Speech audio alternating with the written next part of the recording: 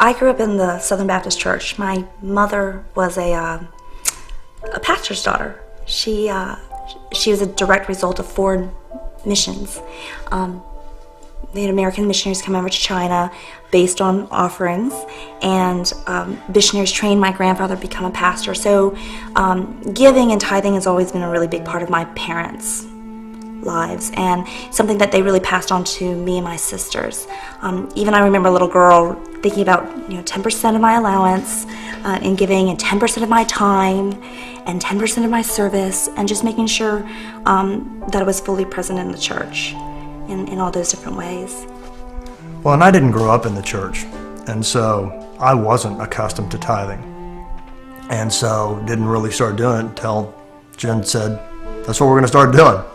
And the thing that I've realized is that I fully believe that every dollar we give to First is used in service of God's work here on this earth. I think tithing is one of those things that just allows the church to reach out and touch other people.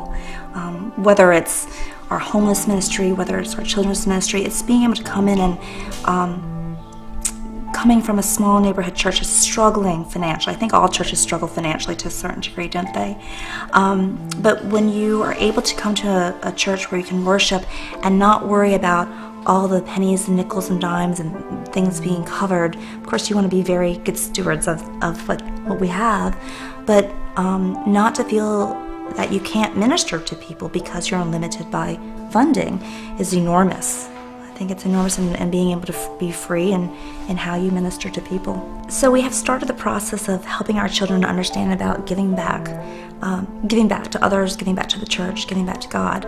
We've asked them to get 3 piggy banks, one for giving, one for saving, and one for spending. And they take their money and they divide it up. And so then when the fall comes around, and First is wonderful because we have commitment cards specifically for children, which I think is wonderful. It simplifies things, it makes them feel special, it makes them feel a part of the church. And so when those cards come around in the fall, we usually sit down with the kids and we help them think through what they would like to give, and we kind of leave it up to them. On a quarterly, I think it's a quarterly basis or maybe monthly basis, when they get their financial report of their giving. They get their own letter. They're very excited about it. They take a look at it. They compare what they've given and what they've committed, and they make sure they make their commitment. It was really a joy a couple weeks ago because Caleb went through his piggy bank and he only had a few dollars left, and they each give to General Ministries, First Choice, and Missions. And he had some extra left over in his piggy bank. And I said, well, what do you want to do with that? Do you want to save that for your elephant conservation fund? He said, no, I want to put $2 there and I want to put the rest to First. And I said, are you sure? Is that what you want to do? And he said, yes.